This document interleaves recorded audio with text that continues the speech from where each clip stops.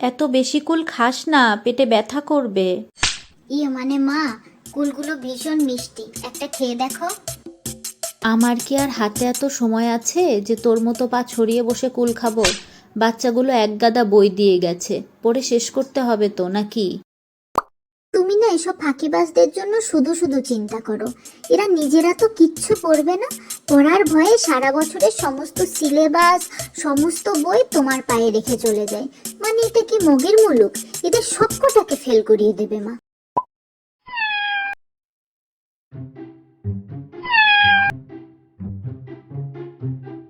এ দিদি, পড়বি না? না, আমার সব বই মা সরস্বতীর পায়ে দিয়ে রেখেছি। এখন বেশি বকিস না তো, যা সর।